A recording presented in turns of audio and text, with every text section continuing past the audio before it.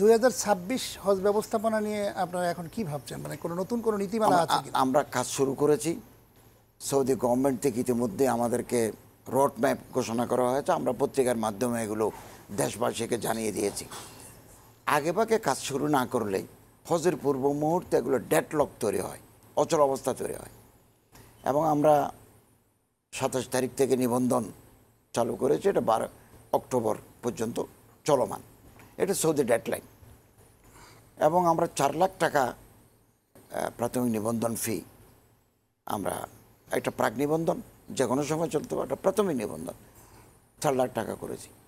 কিন্তু প্রাক নিবন্ধন করতে তো আলাদা 30,000 লাগবে। প্রাক নিবন্ধন করতে 30,000, প্রাথমিক নিবন্ধন করতে আমরা 4 লাখ টাকা নিয়েছি। তারা ব্যাংকে জমা দেবে এবং যখনই সৌদি গভর্নমেন্ট বলবে আমরা বাংলাদেশ ব্যাংকের মাধ্যমে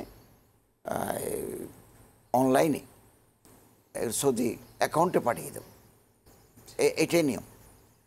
আমরা যদি এটাকে পাঠ করে নিই, সৌদি গভর্নমেন্ট যদি বলে এত তারিখের ভিতরে টাকা পাঠাও, তখন আমি কোন এজেন্সিকে ডাকবো? কেউ বলবো আমি এখন পারছি না, আমি 1 সপ্তাহ পরে দেব। আমাদের ব্যবস্থাপনাটা বাধাগ্রস্ত হবে।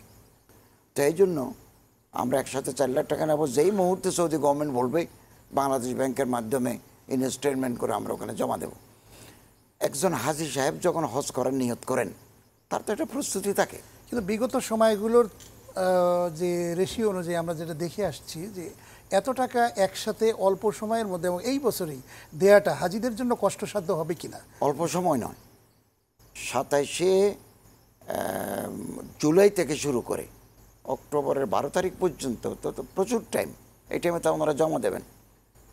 এবং যখনই সৌদি গভর্নমেন্ট, সেক্ষেত্রে হাজি কমে যাবার সম্ভাবনা আছে? আমি তো মনে করি না। কারণ যিনি হজ করবেন তার একটা প্রস্তুতি থাকে, তার টাকার ব্যবস্থাপনা আছে, তিনি প্রস্তুতি নিচ্ছেন। কিছু মানুষের হয়তো একটা অসুবিধা হতে পারে, ম্যাক্সিমামের হওয়ার সুযোগ নাই। আর ইন্দোনেশিয়া, মালয়েশিয়ায় ওনারা তো 4 বছর আগে জমা দেন।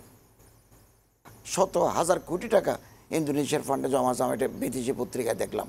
আশা করি এতে কোনো অসুবিধা হবে না। আমরা এজেন্সিদের সহযোগিতা চাচ্ছি।